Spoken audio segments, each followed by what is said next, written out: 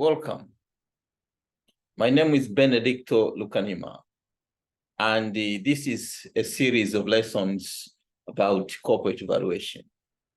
We expect in the end of these lessons, you should be able to value almost any company.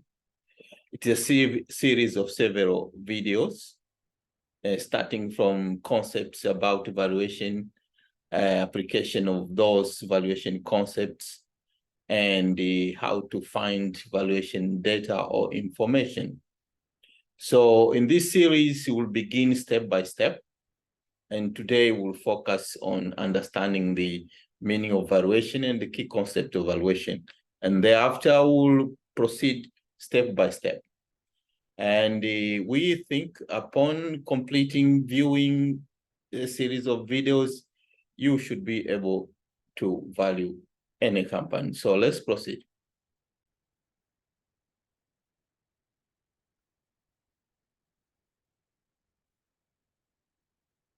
The learning outcomes for today's session are as follows. First, to define value, to describe different valuation approaches, explain the importance of valuation, and understand the valuation process. You can refer to my book, Corporate Valuation, A Practical Approach, with case studies published by Springer. It is available in hardcover format, softcover, as well as ebook. So what is value? Value simply means what something is worth in monetary terms. However, it can have different implications depending on valuation approaches and the definitions. Therefore, first, value can be based on the asset approach. And in this case, the value is simply the difference between total assets and total liabilities. This is referred to as book value. And value can also be estimated using income approach. And this is valuation based on discounted future cash flows. And the value can be defined as intrinsic value. Value can also be valued based on market approach.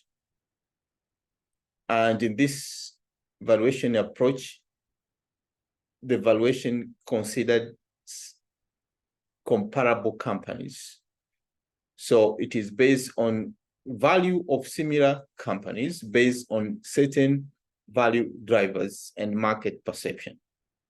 This is known as relative value. So the common name is value, but it has different implications depending on the valuation approach and what it entails. So let's start with book value, because probably this is the simplest way to define value. A book value is derived from the balance sheet, and it can also be referred to as firm's net asset value. It is owner's net value. So book value is basically total assets subtracting total liabilities and minority interest. It can also be explained with tangible book value, whereby in total assets, intangible assets are excluded. And in this case, tangible value reflects what owners should get upon liquidation. Another concept is market value. So what is market value? This is simply the value based on market perception. And it explains how much it is worth in the market. Market value is also described as market capitalization, and it can be calculated as stock market price multiplied by number of common shares outstanding. So what is the difference between book value and market value? Book value is historical. It is based on financial statements prepared on historical cost basis. And it is therefore a backward-looking measure of value. And therefore, the value is subjected to accounting manipulation because the preparation of accounting or financial statements from which value is measured can be manipulated based on accounting practices. On the other hand, market value is based on market expectations. So expectations is about the future. It is therefore a forward-looking measure of value. And therefore, the value itself is a consensus among investors. That means willing buyers and willing sellers. Book value and market value tend to be used together because investors usually compare book value and market value to measure market confidence on companies' prospects. You have what the company does, that is financial performance, that's based on book value, and what the market perceives about the company's performance. Therefore, when market value is less than book value, it has an implication of no market confidence, and it is a negative perception about the performance of the company. And when market value is greater than book value, it implies there is market confidence, and that can be referred to positive perception of the market about the performance of the company. For example, this is an example of Chevron Corporation. We have information from Chevron's balance sheet as at the end of December 31st, 2020, all values in billion US dollars. Total assets, 239.79, intangible assets, 4.4, total liabilities, 107.06, and minority interests were nothing, 0. On 31st December 2020, stocks of the company were trading at $85.2 per share, and the company had 1.87 billion shares outstanding. So what is the book value and what is the market value? This is a simple example to explain the implication of the two valuation aspects. So first, the balance sheet of Chevron Corporation, at the end, we have all the variables which we need to determine what should be the book value.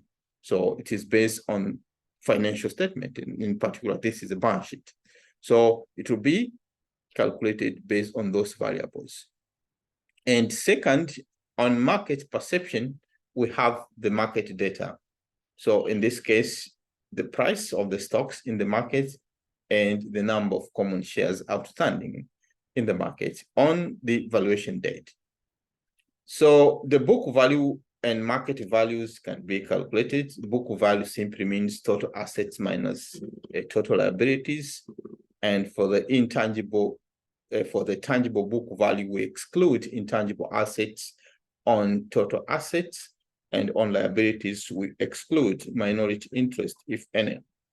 So simply means you have the book value of about 128.33 billion and a market value of 159.82 billion US dollars. So what do we find? The market value is greater than book value, which simply means the market appears to be confident about the company's prospect. Another concept of value is intrinsic value. Intrinsic value is estimated by discounting expected future cash flows, and it can also be referred to as an economic value or absolute value. In other words, this is a true value of a company. And the philosophical basis on intrinsic value is that value should be determined based on several valuation variables. These variables include cash flows that should be projected, growth of these cash flows, and risk. So a simple formula to calculate intrinsic value can be presented as follows.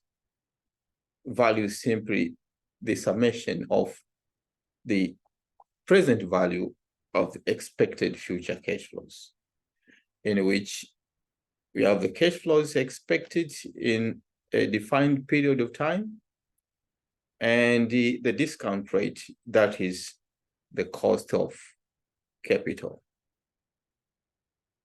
For example,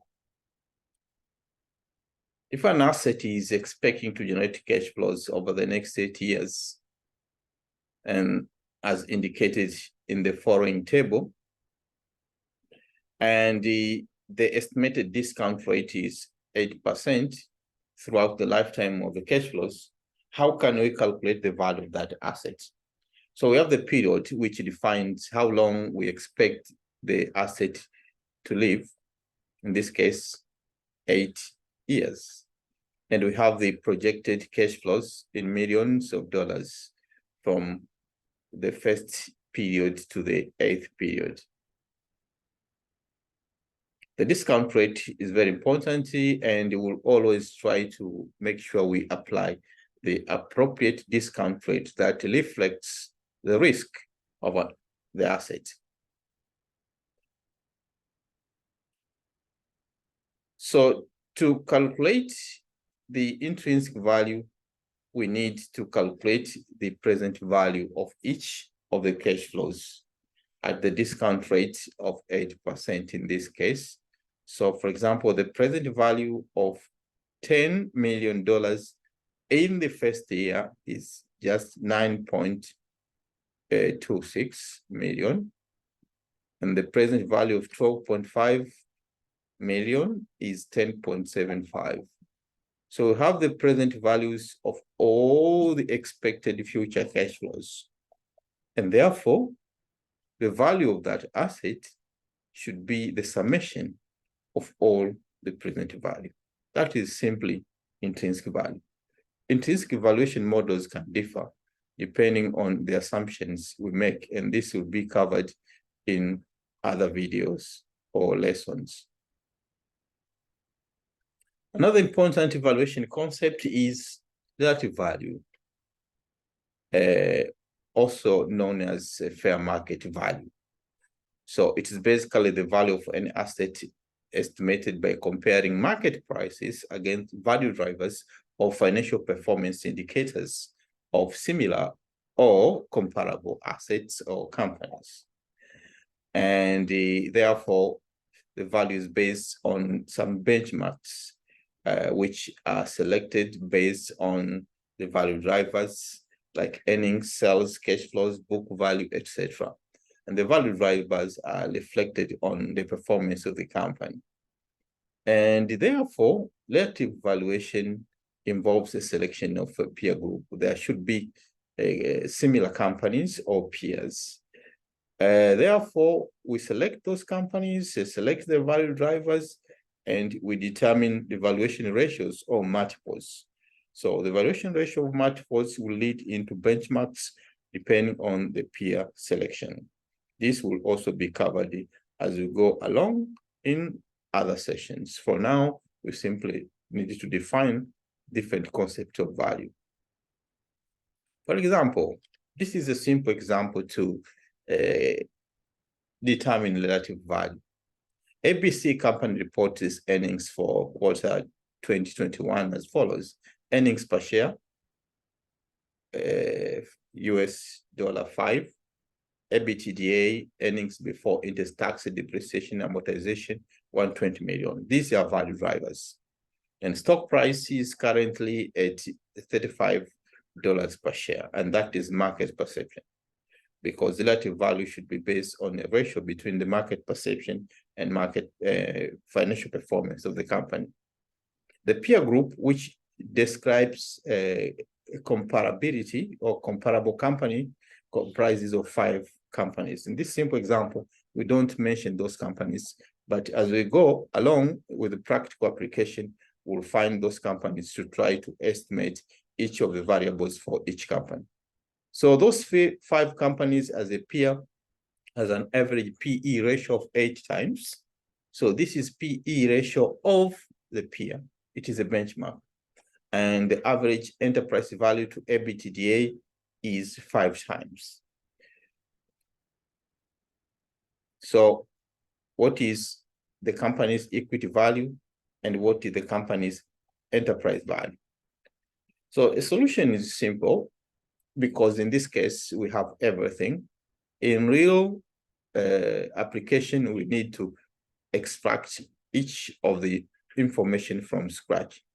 So value is simply equal to value driver times the benchmark of the peer. So in this case, for example, for equity value, the value driver is earnings per share or EPS, that's $5. And the benchmark of the peer group is 8 times. So the value per share is $40 per share. And for the company value or enterprise value, the value driver is EBITDA, 120 million, and the peer benchmark is 5 times enterprise value to EBITDA.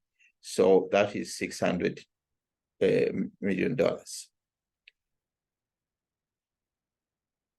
So we can see that valuation has different meanings, different implications, but what exactly do we value? We focus on 2 main valuation aspects, firm value and equity value. In this case, the firm value is attributed to the company. So it's the true value of all investments or assets. That is the value of the company. On the other hand, we have equity value that is attributed to equity holders. So it's a portion of value only of interest to the common shareholders. And this is the true value of owners' investments because it excludes non-equity claims like debt, preference stocks, and minority interests. Another important question we need to understand is, why do we need valuation? This motive for valuation. People would wonder, why should we value businesses? Why should we value stocks? There are several reasons. Some of them can be outlined as follows. First, valuation helps in investing and financial decisions. Knowing the value of something will help investors to determine whether they should put money on those investments or not. And finance providers will also try to understand if they inject money into companies, they should be able to obtain value from their funds. In merger and acquisitions, valuation plays a significant role because you need to know the value of an asset or company to buy or to merge. Valuation can also be important as a management motivation because some managers create value, some managers can destroy value. Valuation is a way to measure whether management acting on behalf of investors really create value for their investors or for the owners of those companies. So motivation can be given to those who create value and disincentive for those who destroy value. It also helps identifying value drivers because we have several value drivers. Some of them can be used to measure value in different ways. So valuation plays a significant role on that as well as strategic decisions, as any strategic decision should consider shareholder wealth maximization as the main goal of a company. The process of valuation, how is it? There is no specific way to define the process of valuation, but I can define it using the following outline. Depending on whether you are valuing a company with a purpose from a client or you're valuing a company only to provide information to interested users, the following aspects should be considered. So first, you need to understand the company, because you cannot value something you don't know. Understand the company, its ownership structure, its purpose, its nature of business, and everything relating to that important company, because eventually you need to use information from that company to perform valuation. And you also have to know what is the valuation motive, because as we said earlier, valuation can have several motives. So the motive will determine which direction valuation should go, which valuation tools or methods or techniques should be applied. And depending on the motive, it is also possible to determine the premises of value, because valuation can be performed based on a going concern premise, whereby we assume the company is a going concern entity and is not expected to cease its operations throughout its lifetime. Or it can be a liquidation premise, whereby we value a company in order to end its existence. And the valuation techniques or approach will depend on the premise of value as well. And then we'll collect valuation data depending on how we consider the premise of value, and we'll perform analysis of the data to see if the data is appropriate to perform valuation, and it will determine the valuation approaches. There are several valuation approaches. Normally, it is recommended to use different approaches to value a company and compare values from different approaches to come up with a good conclusion about value. The calculation of value is a step that depends on the information we have from the previous steps. It is basically a quantitative part of valuation, and probably the simplest part compared to the previous ones. And finally, you can make decision or conclusion about what should be the value. Normally, we do not expect to have a single figure about the value, but a range. Maybe the lowest value, the average, or the highest value we expect, depending on the valuation methods we use. And if valuation was performed as an assignment from a client, a valuation report should be prepared and submitted accordingly for the users of the valuation report.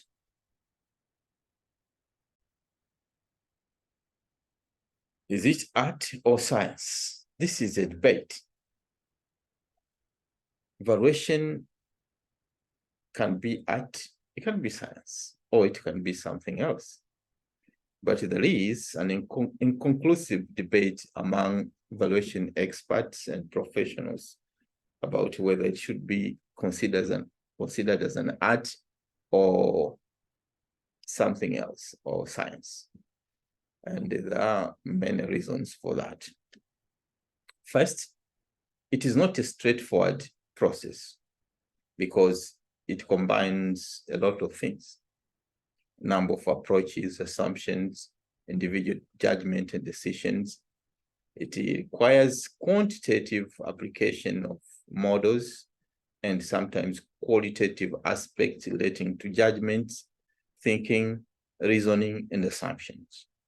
So those aspects simply means the conclusion of value depends on how analysts make decision about each aspect in the valuation process. And therefore, considering those, we can say valuation is not about numbers or calculations.